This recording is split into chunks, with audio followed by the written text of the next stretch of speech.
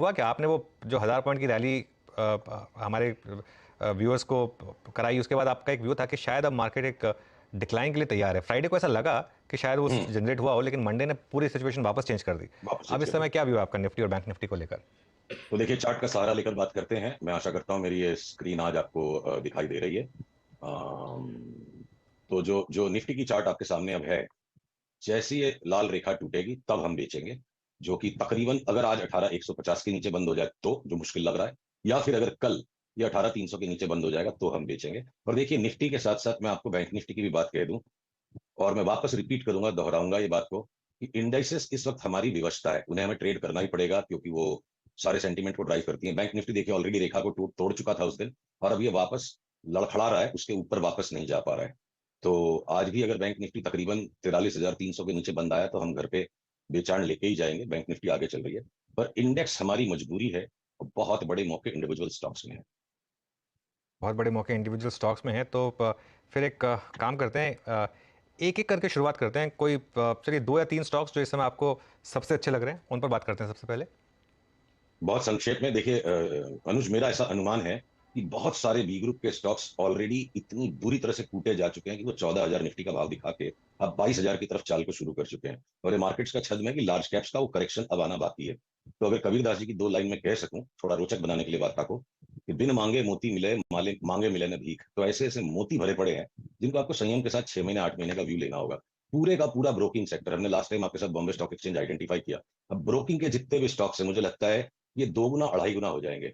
तो पहला मोती है मोतीलाल ओसवाल। जिस दिन ये ऊपर की इस रेखा के ऊपर चल देगा 650 के ऊपर, हमारे यहाँ पे इसका 1200 से 1500 रुपए का कॉल आ जाएगा।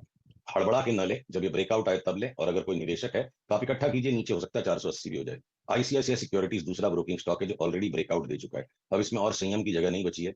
मुझे लगता है इसका भाव 1,000 रुपए के ऊपर निकल जाएगा। 6 महीने की अवधि पकड़िए, जल्दी भी हो सकता है। तीसरा ब्रोकिंग स्टॉक है एंजल वन। आप ये ट्राइंगुलर फॉर्मेशन देख रहे हैं, अगर ये ऊपर की रेखा के ऊपर निकल गया 1340-42 के ऊपर, तो मैं संयम नहीं रखूंगा, वरना एक आखिरी मौका मिल सकता है कि 975,000 में हमें मिले, और उसके बाद जो तेजी चल पड़ेगी तो 2200-2300 कुछ भी इसका भाव हो सकता है। फिर आइए सेम थीम पर सीडीएसएल। बीएससी चल पड़ा तो क्या सीडीएसएल पीछे बाकी रहेगा? ये ए बी सी वेव हो गया, यहां से जो स्टार्ट हो गई है इसकी चाल ऑलरेडी। हम थोड़ा थोड़ा इकट्ठा करते रहेंगे। 1155 के ऊपर निकला तो सीधे 2400 रुपए की चाल ऐलान कर देंगे। और अगर ये ऊपर की लाइन नहीं ब्रेकआउट आती है, वापस एक बार नीचे 860-70 आ जाए तो आ जाए, कोई बड़ी बात नहीं है। फिर 100-150 रुपए की जगह 900 रुपए के स्टॉक में नहीं रखेंगे तो हम 1000-1500 इसमें कमाएंगे कैसे? अब देखिए, रियल एस्टेट के अंदर एक तरफ डीएलएफ लार्ज कैप जो कूद के बिल्कुल नीचे गिरने के लिए तैयार है, वहीं बॉम्बे डाइंग का स्टॉक है भूले बिसरे गीत, 45 का 90 हो गया, और इसको वापस हमने यहाँ लिया था, हमारे क्लाइंट से खूब लिया। अब ये वापस इसको पुल बैक में लेने के इंतजार में है। ये 70-75 नहीं टूटे और इसका भाव 150 रुपए हो जाए, हो सकता है ज्यादा भी हो जाए।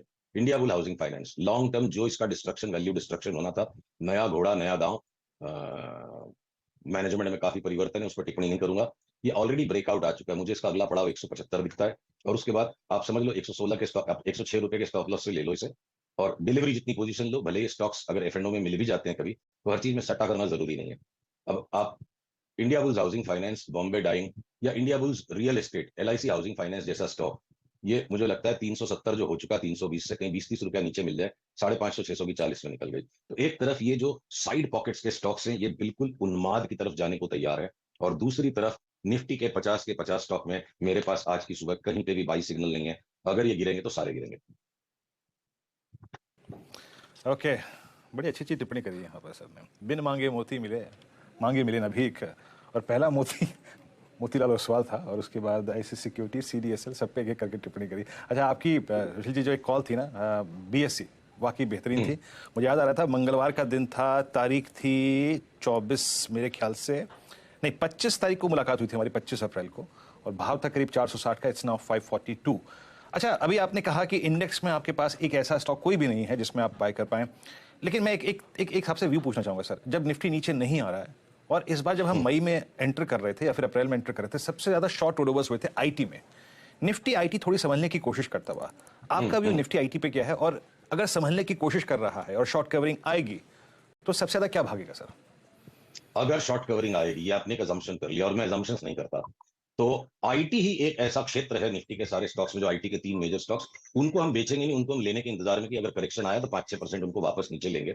अगर मैं आपको चाहे चार्ट के सहारे से दिखाऊं, देखिए इन्फोसिस ऑलरेडी मुझे लगता है लॉन्ग टर्म बॉटम बना चुका है। अनुज की एक टिप्पणी कुछ दिनों पहले आई थी, जब long term bottoms Nifty Infosys के पास में कैसे मैं बैठ के मुस्कुरा रहा था, क्योंकि चार्ट्स भी बिल्कुल रिफ्लेक्ट कर रही है। मुझे नहीं लगता कि इन्फोसिस का ये भाव 1180 का दोबारा दिखेगा, या कोई इसके सिग्निफिकेंटली नीचे जा भी सकता है।